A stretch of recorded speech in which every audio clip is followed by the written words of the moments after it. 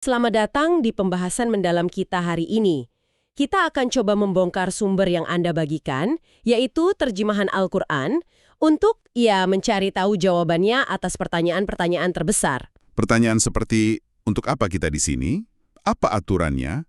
Dan, bagaimana cara kerjanya semua ini? Betul. Betul. Dan mungkin perlu kita garis bawahi ya, misi kita hari ini tuh spesifik banget. Kita bukan mau mencari dalil atau berdebat, tapi kita mau membedah teks ini secara deskriptif. Iya, kita lihat sebagai sebuah cetak biru filosofis tentang manusia. Tepat. Apa kata Al-Quran tentang eksistensi, moralitas, dan spiritualitas kita? Kita akan fokus pada apa yang tertulis di dalamnya. Setuju.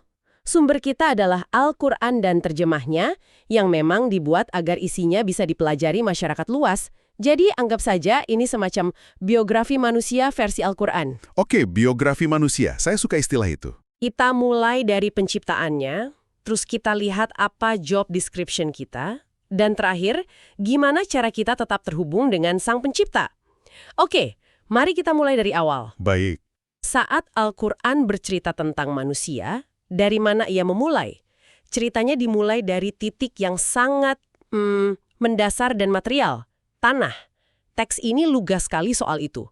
Di surat Al-An'am ayat 2 disebutkan, dialah yang menciptakan kamu dari tanah.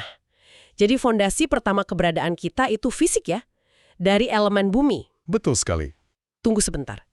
Diciptakan dari tanah itu terdengar sangat biologis, sangat materialistis. Sangat fisik ya. Iya, di mana percikan ilahinya masuk ke dalam gambaran ini? Apakah teksnya menjelaskan momen transisi dari materi tak bernyawa menjadi makhluk yang kita kenal sekarang? Itu pertanyaan kuncinya. Dan disitulah dimensi kedua masuk, yang membuat semuanya jadi kompleks. Teks ini menggambarkannya dengan sangat puitis di surat Al-Hijr. Oke. Saat berbicara tentang penciptaan Adam. Di situ ada kalimat, وَدَرَوْعَةُ فِيهِ مِنْ رُوحِ. Jadi, ini bukan cuma tanah liat yang dibentuk, tapi ada momen di mana esensi ilahi ditiupkan. Aha, jadi disitulah dualitasnya. Tepat. Inilah dualitas yang menjadi dasar segalanya. Jasad dari bumi, ruh dari Tuhan. Oke, jadi ada dua komponen utama. Ibaratnya hardware dari tanah dan softwarenya langsung dari Tuhan. Nah, untuk apa makhluk hibrida seperti ini diciptakan? Apa tujuannya? Teks ini sangat jelas bahwa eksistensi manusia itu punya tujuan, bukan acak. Dan tujuan utamanya yang disebut berulang kali adalah untuk beribadah. Beribadah, iya. Surat Al-Baqarah ayat 21 itu seperti panggilan universal. Hai manusia, sembahlah Tuhanmu yang telah menciptakanmu agar kamu bertakwa. Jadi fungsi bawaan kita itu untuk mengabdi pada Sang Pencipta. Oke, itu kan tujuan vertikalnya ya, hubungan ke atas. Tapi bagaimana dengan peran kita di sini, di bumi? Apakah kita hanya penumpang pasif atau kita punya peran aktif? Saya menemukan ada satu konsep yang kuat sekali. Apa itu? Yaitu khalifah. Apa sebenarnya artinya itu? Nah, ini adalah job description horizontal kita. Surat Fatir ayat 39 menyebutkan, dialah yang menjadikan kamu khalifah-khalifah di muka bumi. Khalifah itu maksudnya pemimpin. Bisa diartikan pemimpin atau wakil. Tapi makna yang lebih dalam itu adalah pengelola, manajer, atau bahkan steward planet ini. Jadi kita diberi mandat untuk mengelola dan memakmurkan bumi. Wow, jadi kita ini semacam manajer planet yang ditunjuk langsung oleh CEO alam semesta. Di satu sisi itu sebuah kehormatan ya, surat Al-Isra bahkan bilang, telah kami muliakan anak-anak Adam. Betul. Tapi di sisi lain, jujur saja, tanggung jawab sebesar itu terasa sedikit membebani. Tentu. Teks ini tidak hanya memberi tugas, tapi juga bekalnya. Kalau kita rangkum bagian pertama ini, filosofi eksistensinya adalah manusia itu makhluk dualitas yang dimuliakan, jasad dan ruh. Dengan tujuan ganda, secara internal menyembah Tuhan, secara eksternal mengelola bumi. Dan karena tugasnya besar, manusia tidak dibiarkan begitu saja. Disinilah kita masuk ke bagian kedua. Bekal apa yang diberikan untuk menjalankan tugas itu? Tepat. Oke, jadi kita diberi jabatan sebagai khalifah. Nah, setiap manajer kan butuh buku panduan ya. Semacam SOP, Standard Operating Procedure, biar nggak salah langkah. Betul sekali. Apakah teks ini juga menyediakan buku panduan moral itu? Di mana kompasnya? Kompas itu, menurut teks ini, adalah wahyu. Al-Quran memposisikan dirinya sebagai panduan final yang universal, bukan lagi untuk satu suku, tapi untuk seluruh umat manusia. Universal ya? Dan yang menarik, salah satu nama lain Al-Quran dalam teks ini adalah Al-Furqan, yang artinya pembeda. Fungsinya untuk membedakan mana yang benar dan salah. Dan sepertinya buku panduan ini bukan cuma berisi teori-teori filosofis yang tinggi. Saya lihat isinya sangat praktis. Sangat aplikatif. Misalnya di surat An-Nisa ayat 36, itu seperti checklist untuk membangun masyarakat yang sehat. Perintahnya sangat konkret, sembah Allah, lalu berbuat baik pada orang tua, kerabat, anak yatim, orang miskin, tetangga. Wow, itu detail sekali. Iya kan? Ini bukan moralitas abstrak. Ini lebih mirip resep praktis untuk kohesi sosial. Dan setiap item di checklist itu, setiap tindakan kita, sekecil apapun, dicatat. Ada sistem akuntabilitas yang sangat detail. Oh, jadi ada pencatatannya? Ada. Di beberapa surat, seperti Al-Ra' dan Az-Zukhruf, disebutkan adanya malaikat yang mencatat semua perbuatan. Jadi ada semacam log atau catatan audit kosmik yang terus berjalan.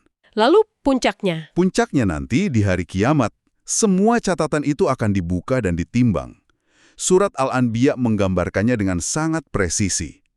Kami akan memasang timbangan yang tepat, maka tiadalah dirugikan seseorang barang sedikit pun. Ini juga menyentuh pergulatan batin kita sehari-hari kan? Kisah Adam di surat Al-A'raf yang digoda setan, itu kan cerminan universal. Betul. Itu menunjukkan bahwa secara inheren kita punya kelemahan. Dan di saat yang sama, ada kekuatan eksternal yang aktif mendorong kita ke arah yang salah. Jadi moralitas itu bukan kondisi statis ya, tapi pilihan sadar. Yang lebih bernuansa. Maksudnya? Bayangkan seperti lampu lalu lintas. Ada yang haram, itu lampu merah, dilarang keras. Ada yang wajib, itu lampu hijau, harus dilakukan. Tapi di antaranya ada zona abu-abu. Oh, seperti lampu kuning. Tepat. Ada makruh, itu seperti lampu kuning sebaiknya dihindari, tapi kalau terpaksa lewat, tidak ditilang. Lalu ada mubah, itu netral saja, boleh dilakukan, boleh tidak. Oh gitu, jadi ada nuansanya, tidak kaku. Betul. Ini menunjukkan pemahaman yang mendalam tentang kompleksitas hidup. Oke, jadi kalau kita tarik benang merahnya, kita tahu mengapa kita ada di sini.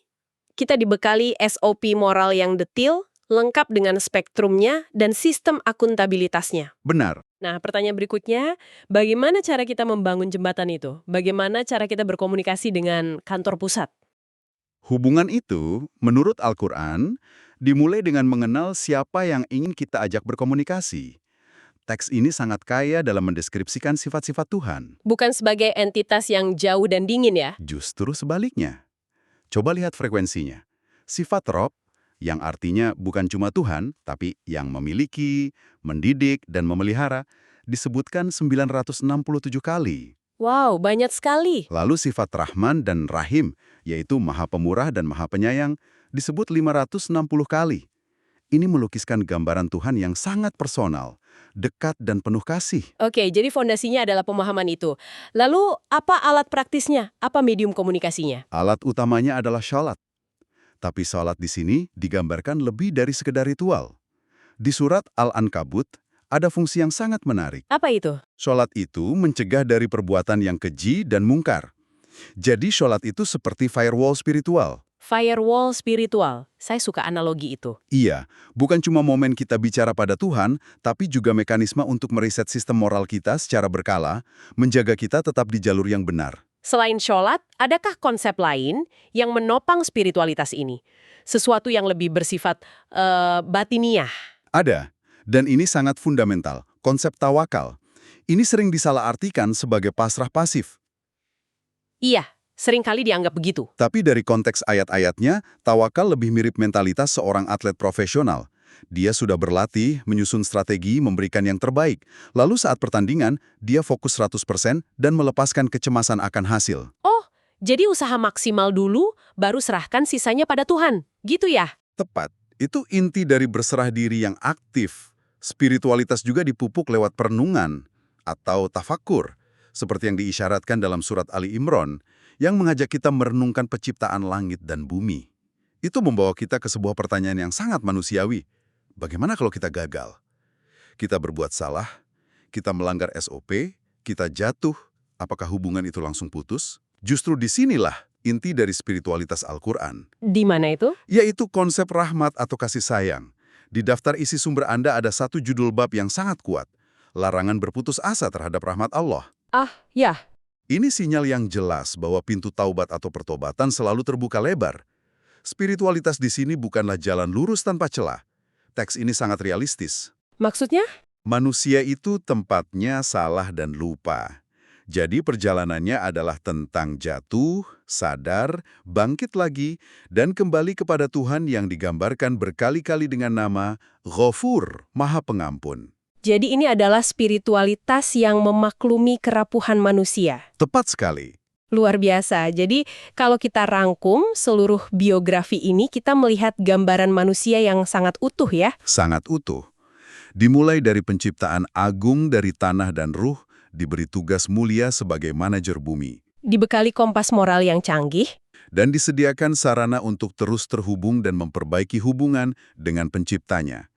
Bagi saya, yang paling menonjol adalah keseimbangan antara potensi dan tanggung jawab.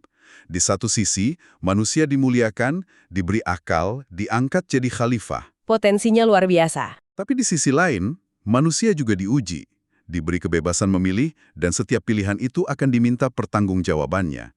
Ini narasi tentang makhluk yang punya kapasitas hebat, sekaligus sangat rentan. Jadi apa artinya semua ini bagi Anda? Berdasarkan sumber yang kita bedah, ini bukan sekedar kumpulan aturan. Bukan sama sekali. Ini lebih seperti sebuah kerangka kerja yang komprehensif untuk memahami tempat kita di alam semesta. Dan kami ingin meninggalkan Anda dengan satu pemikiran terakhir untuk direnungkan, yang diambil langsung dari penekanan teks ini pada akal dan pengamatan. Al-Quran dalam surat Al-Baqarah ayat 164 menyatakan bahwa dalam penciptaan langit dan bumi, pergantian malam dan siang, dan segala isinya, terdapat tanda-tanda kebesaran Tuhan bagi kaum yang berakal. Penekanannya pada akal. Iya. Mengingat penekanan yang begitu kuat pada penggunaan akal dan perenungan ini, kami ingin meninggalkan Anda dengan satu pertanyaan. Silahkan.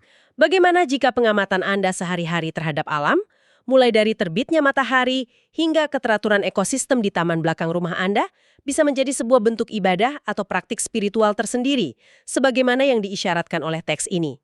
Sesuatu untuk Anda pikirkan lebih lanjut.